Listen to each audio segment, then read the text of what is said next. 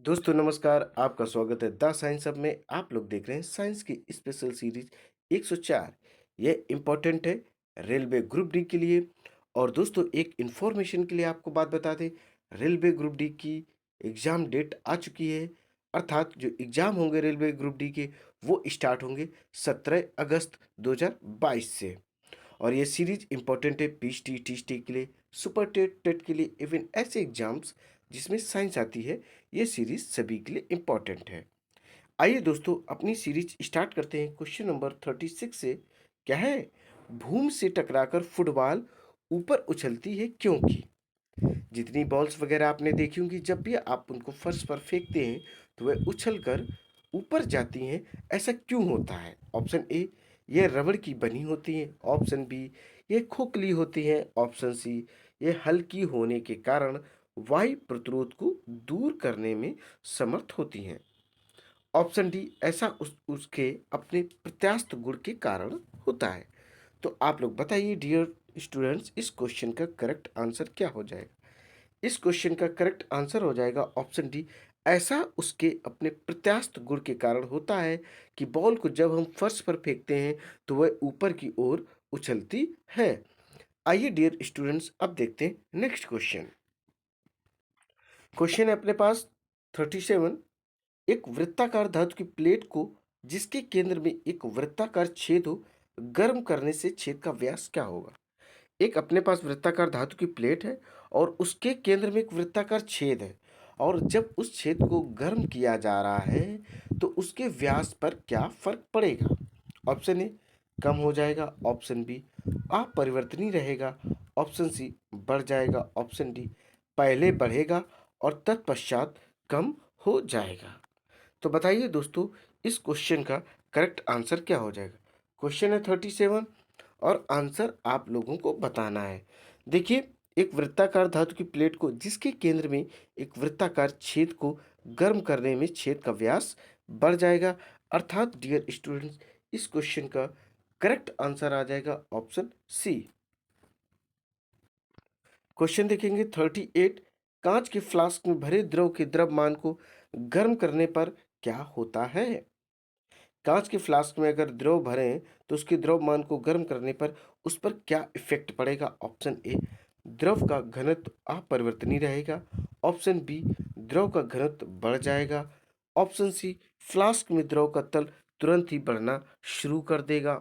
Option D, flask में द्रव का तल पहले कुछ गिरेगा, तत्पश्चात क्या होगा? बढ़ना प्रारंभ कर देगा। तो क्वेश्चन है 38 और इसका करेक्ट आंसर आप लोगों को देना है। थोड़ा सा सोचिए, देखिए, कांच के फ्लास्क में भरे द्रव के द्रव्यमान को गर्म करने पर फ्लास्क में द्रव का तल पहले कुछ गिरेगा, तत्पश्चात बढ़ना प्रारंभ कर देगा। ऑप्शन डी इस क्वेश्चन का करेक्ट हो जाएगा। क्वेश्चन है 39। एक जल भरे बीकर में बर्फ का एक टुकड़ा तैर रहा है। बर्फ के पिघलने पर बीकर में जल का तल क्या होगा? बढ़ेगा, घटेगा, क्या होगा? ऑप्शन ए, ऊपर उठ जाता है। ऑप्शन बी, नीचे गिर जाता है। ऑप्शन सी, पूर्वत बना रहेगा। ऑप्शन डी, पहले ऊपर उठेगा तत्पश्चात नीचे गिर जाएगा। तो क्या हो गया? देखिए, बताना है। एक जल भरे बीकर में बर्फ का एक टुकड़ा तैर रहा है, तो बर्फ के पिघलने पर बीकर के जल के तल पर क्या फर्क पड़ेगा? देखिए, एक जल भरे बीकर में बर्फ का टुकड़ा तैर रहा है। बर्फ के पिघलने पर बीकर में जल का तल पूर्वत बना रहेगा, अर्थात जो पहले तल था वही बरकरार रहेगा। गर्म करने पर जिन पदार्थों का आयतन बढ़ता है, दाब बढ़ाने पर उनका गलनांक भी बढ़ जाता है। गर्म करने पर जिन पदार्थों का आयतन बढ़ता है, दाब बढ़ाने पर उनका गलनांक भी बढ़ जाता है। जैसे एग्जाम्पल अगर आप लोग लेना चाहें तो मोम भी है, घी आदि। गर्म करने पर जिन पदार्थों का आयतन घटता है, दाब बढ़ाने पर उनका गलनांक भी कम हो जाता है। गर्म करने पर जिन पदार्थों का आयतन घटता है, दाब बढ़ाने पर उनका गलनांक भी कम हो जाता है। सभी द्रवों का क्वथनांक दाब बढ़ने से बढ़ जाता है। जब हम सभी द्रवों का क्वथनांक बढ़ाते हैं तो दाब बढ़ने से क्या होता है? क्वथनांक, सभी द्रवों का क्वथनांक दाब बढ़ने से बढ़ जाता है। अर्थात दोस्तों, इस क्वेश्चन का करेक्ट आंसर हो जाएगा ऑप्शन सी। आइए नेक्स्ट क्वेश्चन देखते हैं। देखिए क्वेश्चन क्या है, 40 है। आराम से इसको आप समझें और बताने की कोशिश करें। किसी झील की बर्फ जमी सतह का ताप -15 सेल्सियस हो तो इसके ठीक नीचे झील में जल या बर्फ के संपर्क की जल सतह का ताप क्या होगा। किसी झील की बर्फ जमी सतह का तापमान -15 सेल्सियस हो तो इसके ठीक नीचे झील में जल का ताप क्या होगा। Option A 0 Celsius, option B 4 Celsius, option C -15 Celsius, option D -7.5 Celsius. देखिए किसी झील की बर्फ की जमी सतह पर जब 15 सेल्सियस तापमान होगा तो इसकी ठीक नीचे झील का जो तापमान होगा वह 0 सेल्सियस हो जाएगा। कितना हो जाएगा डियर स्टूडेंट्स, वह 0 सेल्सियस हो जाएगा। और इस क्वेश्चन का करेक्ट आंसर हो जाएगा ऑप्शन ए। आइए नेक्स्ट क्वेश्चन देखते हैं। क्वेश्चन है अपने पास 41। बर्फ जमी झील के अंदर मछलियां जीवित रहती हैं क्योंकि। बताइए दोस्तों, ऐसा क्यों होता है कि नदी है, झील है, झील सॉरी नदी तो बहती है, झील है, उसकी सतह पर तो बर्फ है बट उसके नीचे मछलियां जीवित है, कैसे। ऑप्शन ए मछलियां नियत तापी हो जीव है अर्थात वार्म ब्लडेड होती हैं। ऑप्शन बी मछलियां बर्फ में शीत निष्क्रिय हो जाती हैं। ऑप्शन सी झील की तली पर जल नहीं जम पाती, क्या जल नहीं जम पाता है। ऑप्शन डी बर्फ ऊष्मा का उत्तम चालक है। बताइए डियर स्टूडेंट्स, ऐसा किस कारण होता है। बर्फ जमी झील के अंदर मछलियां जीवित रहती हैं क्योंकि झील की तली पर जो जल होता है वह जम नहीं पाता है। जो पानी है तली का, झील का, वह बर्फ में परिवर्तित नहीं हो पाता है, इसीलिए मछलियां आराम से सरवाइव कर पाती, इधर से उधर घूम पाती हैं। इस क्वेश्चन का करेक्ट आंसर हो जाएगा ऑप्शन सी। अब क्वेश्चन देखेंगे 42। देखिए 42 क्या दिया गया है। क्या होता है जल को 8 सेल्सियस से 0 सेल्सियस तक किया जाए। अर्थात कोई पानी है उसका टेम्परेचर 8 सेल्सियस है, फिर उसे 0 सेल्सियस किया जाए तो क्या फर्क पड़ेगा। आइए चलिए ऑप्शन देखते हैं। ऑप्शन ए जल का आयतन समान रूप से कम होकर 0 सेल्सियस तक ठंडा हो जाता है। ऑप्शन बी जल का घनत्व समान रूप से बढ़कर 0 सेल्सियस पर अधिकतम हो जाता है। ऑप्शन सी क्या है, जल का आयतन 4 सेल्सियस तक गर्म होता है और तब बढ़ता है। ऑप्शन डी जल का घनत्व 4 सेल्सियस तक कम हो जाता है और तब बढ़ता है। क्वेश्चन अपने पास 42 है और आंसर आप लोगों को बताना है। किसको बताना, आंसर आप लोगों को बताना। देखिए जब जल को हम लोग 8 सेल्सियस से 0 सेल्सियस तक करते हैं तब जल का आयतन 4 सेल्सियस तक कम होता है और उसके बाद बढ़ता है। ध्यान रखिएगा, अगर जल का टेम्परेचर 8 सेल्सियस है, उसे 0 सेल्सियस तक करना है तो 8 सेल्सियस से 4 सेल्सियस तक जब करते हैं तब जल का आयतन क्या होगा, कम होगा। और जब 4 सेल्सियस से 0 तक जाएंगे उसके बाद उसका आयतन बढ़ जाता है। जल का घनत्व अधिकतम पूछा जाए तो 0 सेल्सियस पर होता है। किस पर होता है, 0 सेल्सियस पर होता है। इसलिए डियर स्टूडेंट्स, इस क्वेश्चन का करेक्ट आंसर हो जाएगा ऑप्शन सी। क्या हो जाएगा, ऑप्शन सी करेक्ट हो जाएगा। क्वेश्चन है, देखिए क्या है, 43 है। क्या 43 है, निम्नलिखित द्रवों में से ऊष्मा का सबसे अच्छा चालक है। ऊष्मा का सबसे अच्छा चालक कौन है, हीट का स्पेशली पूछा गया। क्या है? हीट का सबसे बेस्ट कंडक्टर क्या है।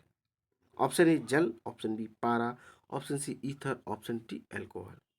क्वेश्चन ये रहा आपका 43।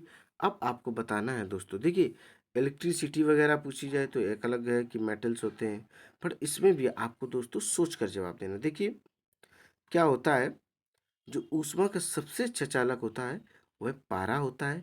पारा को इंग्लिश में मरकरी कहते हैं और इसका उपयोग थर्मामीटर में किया जाता है तापमान पता करने के लिए। यह रूम टेम्परेचर में लिक्विड फॉर्म में पाया जाता है। ये एक मेटल या धातु के अंतर्गत आता है, आती है।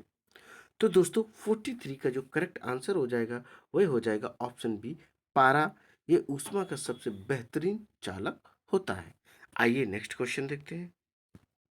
क्वेश्चन अपने पास क्या है देखिए 44 है।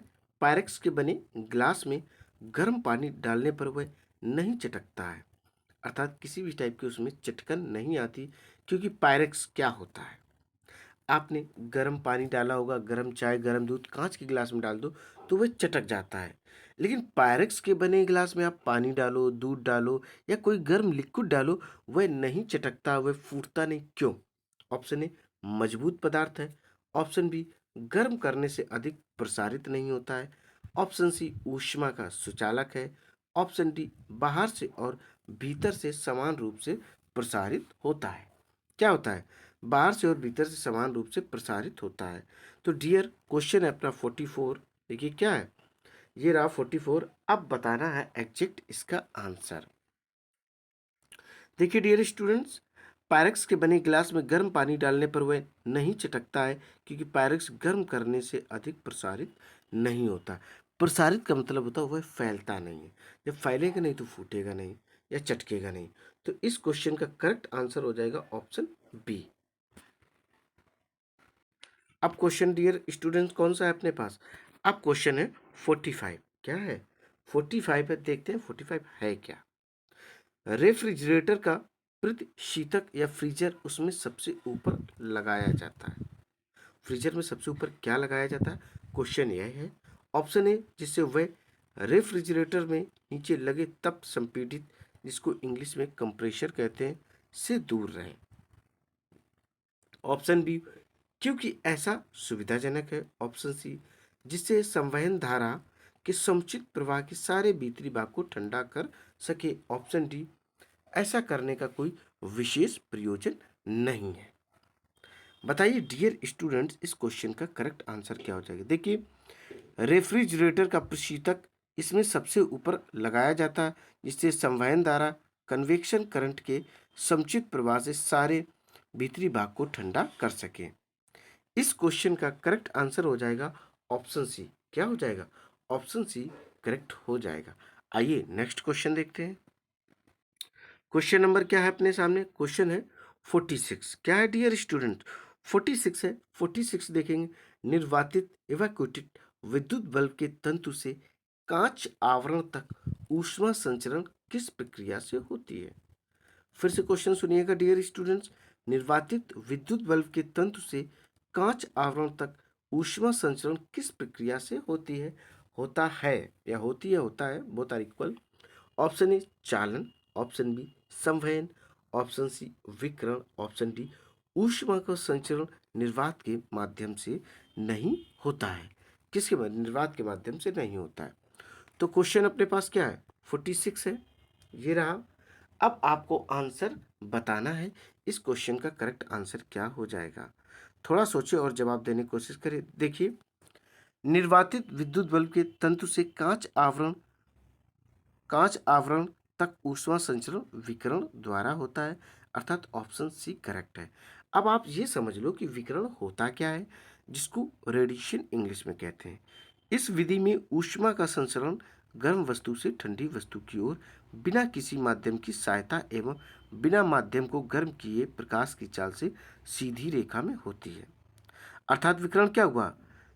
ऊष्मा का संचरण जब गर्म वस्तु से ठंडी वस्तु की ओर बिना किसी माध्यम की सहायता से, बिना किसी माध्यम को गर्म किए प्रकाश की चाल से सीधी रेखा में होती है, इसको ही विकिरण या इंग्लिश में रेडिएशन कहते हैं।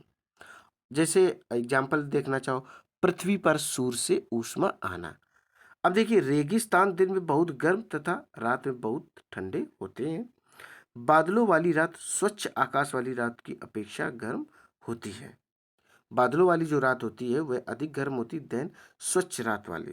ध्यान रखिएगा डियर स्टूडेंट्स, इस क्वेश्चन का करेक्ट आंसर हो जाएगा ऑप्शन सी। आइए नेक्स्ट क्वेश्चन देखते हैं। अब क्वेश्चन देखेंगे 47। क्या है? 47 धातु से बने 4 गिलासों में गर्म कॉफी एक साथ डाली जाती है। चारों गिलासों पर बाहर की ओर भिन्न भिन्न पेंट किया जाता है। कुछ समय बाद कॉफी उस गिलास में सबसे ठंडी होगी जिसका पेंट, अर्थात किसमें कॉफी ठंडी हो जाएगी। तो देखते हैं ऑप्शन ए अपरिष्कृत सफेद, ऑप्शन बी चमकदार सफेद, ऑप्शन सी अपरिष्कृत काला, ऑप्शन डी चमकदार काला। तो बताइए डियर स्टूडेंट्स, क्या होगा करेक्ट आंसर क्वेश्चन नंबर 47 का। ऑप्शन पढ़े, देखिए, चलिए बता देते हैं। धातु से बने 4 गिलासों में गर्म कॉफी एक साथ डाली जाती है। चारों गिलासों पर बाहर की ओर भिन्न भिन्न पेंट ज्यादा किया जाता है। कुछ समय बाद कॉफी उस गिलास में सबसे ठंडी होगी जिसका पेंट अपरिष्कृत काला होगा। कैसा होगा?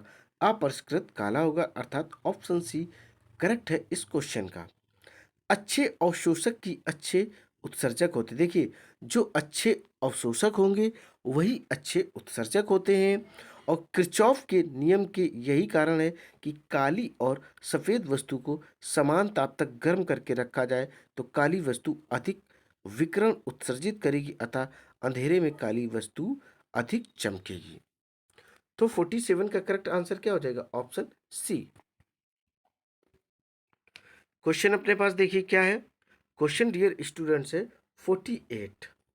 अगर गर्म कॉफी के प्याले को कमरे में धातु की मेज पर रखा जाए, किसकी मेज पर रखा जाए? धातु की मेज पर रखा जाए तो किसी निम्नलिखित तरीके से उसकी ऊष्मा नष्ट होगी, अर्थात किस माध्यम से उसकी ऊष्मा जो है वह नष्ट हो जाएगी, ये चीज आपको बतानी है दोस्तों। थोड़ा सोचें और बताने की कोशिश करें। ऑप्शन ए चालन और विकिरण, ऑप्शन बी चालन और संवहन, ऑप्शन सी संवहन और विकिरण, ऑप्शन डी चालन संवहन विकिरण और वाष्पन।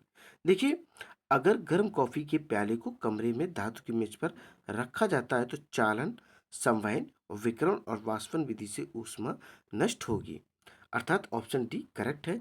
अब आप लोग चालन समझें। चालन को इंग्लिश में कंडक्शन कहते हैं।